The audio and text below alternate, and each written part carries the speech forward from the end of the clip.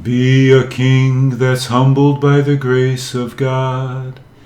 Be a prophet speaking boldly by the grace of God.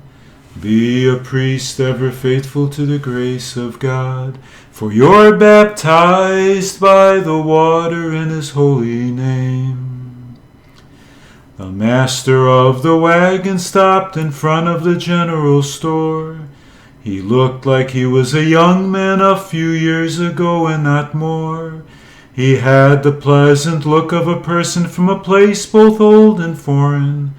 He and his wife were partners caring for their several attentive children.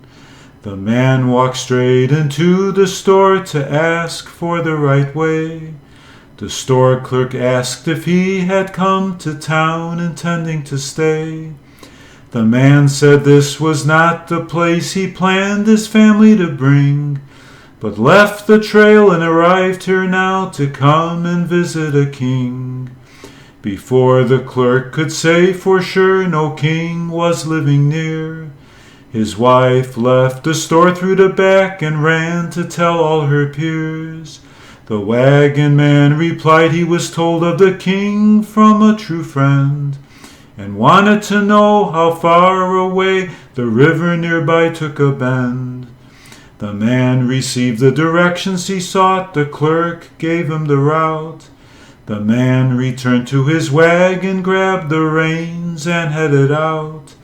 Soon several people gathered about, both inside and out of the store, trying to guess how a king had come to their town, and perhaps more. The townspeople talked and then decided a welcome committee to send. They tacked their horses and rode to catch the wagon out for the bend. There were some scoffers who said the man was lost and maybe confused, but curiosity got the better of them and they rode out equally enthused. Be a king that's humbled by the grace of God. Be a prophet speaking boldly by the grace of God. Be a priest ever faithful to the grace of God. For you're baptized by the water in his holy name. The wagon stopped down near the river where some men were eating grub. The man inquired about a boy in his teens known as Jacob. The men eating there said they knew the teen named Jacob very well, and directed the man to the next farm over that stretched overlooking a dell. By now the townsfolk that rode out met up with a wagon.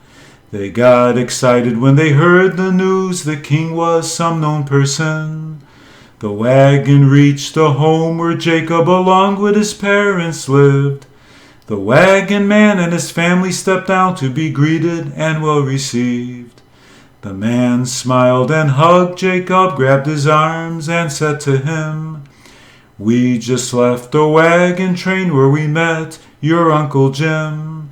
He told us how proud he was that you were baptized in this river. We told him the new king we would seek and his sentiments go deliver."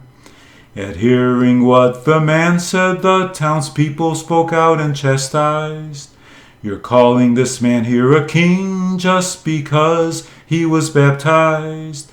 The man replied, "We all become true kings when we're baptized. We also become prophets and priests by the grace of Jesus Christ." Then one of the townsfolk said, "I'm baptized too. Am I a king?" The man said, "Yes, here in this town you have a second king." Then other townsfolk jumped right in, saying they too were baptized.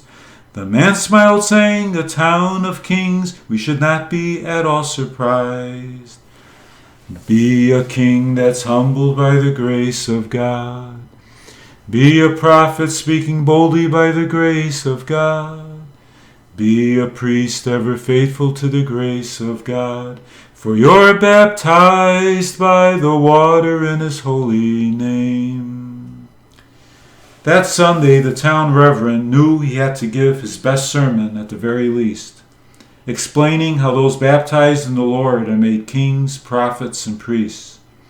With modesty before their heavenly inheritance, the townspeople's attention was increased. And they spent time on their knees like humble kings, sang all the hymns with the bold voices of prophets, and prayed with the commitment of faithful priests. And they treated those that did not attend with great kindness, and they changed the name of their town to Town of Kings. Be a king that's humbled by the grace of God. Be a prophet speaking boldly by the grace of God. Be a priest ever faithful to the grace of God. For you're baptized by the water in his holy name.